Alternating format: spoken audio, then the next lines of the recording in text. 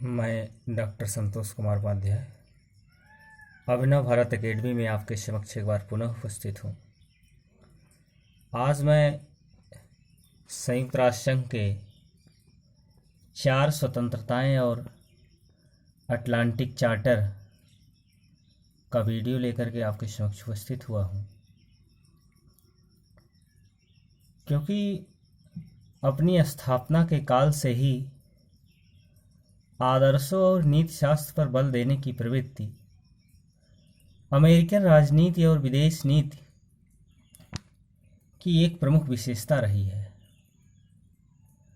अतः यह स्वाभाविक था कि प्रथम विश्व युद्ध की भांति द्वितीय विश्व युद्ध में भी अमेरिकन राष्ट्रपति मित्र राष्ट्रों के युद्ध संबंधी सिद्धांतों का प्रमुख प्रवक्ता बन गया।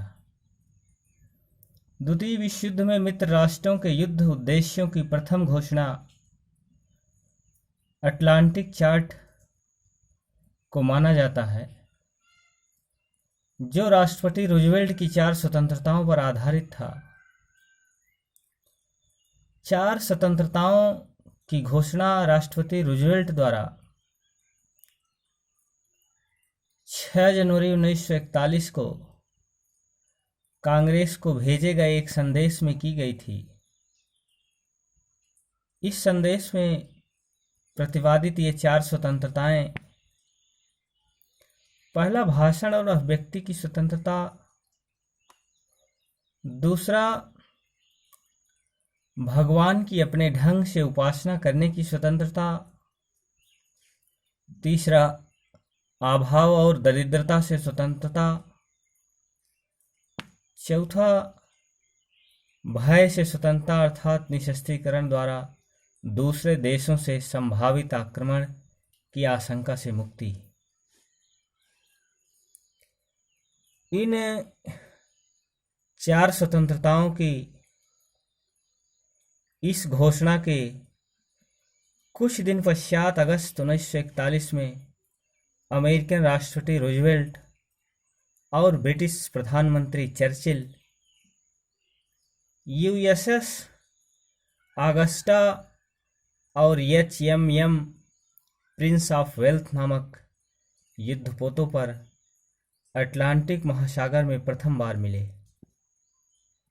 और 14 अगस्त 1941 को उन्होंने अटलांटिक चार्टर की घोषणा की, जिसमें एक प्रस्तावना तथा विश्व शांति की स्थापना के कुछ सिद्धांतों से संबंधित 8 अन्य अनुच्छेद थे। अटलांटिक चार्टर की प्रस्तावना में कहा गया था कि अमेरिका के राष्ट्रपति तथा ब्रिटिश प्रधानमंत्री एक स्थान पर मिलते हुए अपने अपने देशों की राष्ट्रीय नीतियों के कुछ सामान्य सिद्धांतों को बढ़ाना उचित समझते हैं, जिस पर वे संसार के लिए एक अच्छे भविष्य की अपनी आशाओं को आधारित करते हैं। इस प्रस्तावना के पश्चात अग्रलिखित 8 सिद्धांतों की घोषणा की गई थी, जिसमें पहला था, ब्रिटेन तथा अमेरिका अपना प्रादेशिक या अन्य प्रकार का विस्तार नहीं चाहते। दूसरा था, वे ऐसे कोई भी प्रादेशिक परिवर्तन नहीं देखना चाहते जो उनसे संबंधित लोगों की स्वतंत्रता पूर्वक प्रकट की गई इच्छाओं के अनुकूल न हो। तीसरा था, वे प्रत्येक राष्ट्र की अपनी शासन प्रणाली को चुनने के अधिकार का सम्मान करते हैं तथा वे यह देखना चाहते हैं कि जिन राज्यों की प्रभुसत्ता एवं स्वशासन के अधिकारों को बलपूर्वक छीन लिया गया है, वे उन्हें प्राप्त हो जाए। चौथा था, वे इस बात का प्रयत्न करेंगे कि सब छोटे बड़े राष्ट्र को, चाहे वे विजेता हों या विजित हों, उनकी आर्थिक समृद्धि के लिए आवश्यक व्यापार और कच्चे माल की सुविधाएं समान रूप से प्राप्त हों। 5वां था, वे सभी के लिए मजदूरी के उन्नत स्तरों, आर्थिक उन्नति एवं सामाजिक सुरक्षा की प्राप्ति की दृष्टि से आर्थिक क्षेत्र सभी मित्रों के मध्य पूर्ण सहयोग प्राप्त करना चाहते हैं। 6वां था, नात्सी अत्याचार को अंतिम रूप से नष्ट करने के उपरांत वे एक ऐसी शांति की स्थापना करने की आशा करते हैं जो सभी राष्ट्रों को अपनी सीमाओं के भीतर सुरक्षित रहने के साधन दे सकें, तथा जो यह आश्वासन भी दे सकें कि सभी मनुष्य सभी देशों में भय और युद्ध से स्वतंत्र होकर अपना जीवन व्यतीत कर सकें। 7वां था, इस प्रकार की शांति सब मनुष्यों को महासागरों और समुद्रों का पर निर्बाध विचरण की स्वतंत्रता प्रदान करेगी। 8वां था, उनका विश्वास है कि संसार के सभी राष्ट्रों को व्यवहारिक एवं आध्यात्मिकरण कारणों से प्रेरित होकर शक्ति के प्रयोग का परित्याग कर देना चाहिए।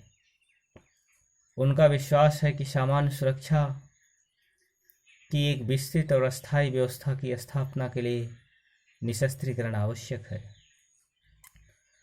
अटलांटिक चार्टर द्वितीय विश्व युद्ध के काल की एक अत्यंत महत्वपूर्ण घोषणा थी। हार्टमैन के अनुसार अटलांटिक चार्टर में ब्रिटिश युद्ध उद्देश्यों की प्रथम आधिकारिक व्याख्या निहित थी। इसने यह सैद्धांतिक आधार प्रदान किया जिसके आधार पर संयुक्त राज्य और ग्रेट ब्रिटेन ने द्वितीय विश्व युद्ध छेड़ा। यद्यपि इस समय तक अमेरिका युद्ध में औपचारिक रूप से सम्मिलित नहीं हुआ था, परंतु अटलांटिक घोषणा से यह सर्वथा स्पष्ट हो गया कि अमेरिका युद्ध की घोषणा किए बिना भी मित्र राष्ट्रों की विजय के लिए चिंतित था, और यदि वह कभी युद्ध में सम्मिलित होगा तो मित्र राष्ट्रों की ओर से होगा। इस घोषणा ने विश्व को की पराधीन जातियों में नूतन आशाओं और आकांक्षाओं का संचार किया, क्योंकि विल्सन के 14 सूत्रों के समान इसमें भी आत्मनिर्णय के अधिकार पर बल दिया गया था। साथ ही इसमें युद्ध के बाद सभी राष्ट्रों को अपनी अपनी सीमाओं को सुरक्षित रखने के साधन देने का आश्वासन देकर एक अंतर्राष्ट्रीय संगठन की स्थापना का संकेत भी दिया गया था। इसी आधार पर बेडरवोस और होगन ने इसे संयुक्त राष्ट्र संघ के सृजन में प्रथम पग कहा है। 1 जनवरी 1942 की संयुक्त राष्ट्र की घोषणा इस युद्धकाल की दूसरी महत्वपूर्ण घोषणा थी। इस घोषणा पर 26 राष्ट्रों ने हस्ताक्षर किए थे। इसके द्वारा उन्होंने अटलांटिक चार्टर के सिद्धांतों की पुष्टि करते हुए दोहरी राष्ट्रों के साथ पृथक संधि न करने का संकल्प किया। इस वीडियो के साथ यहीं तक।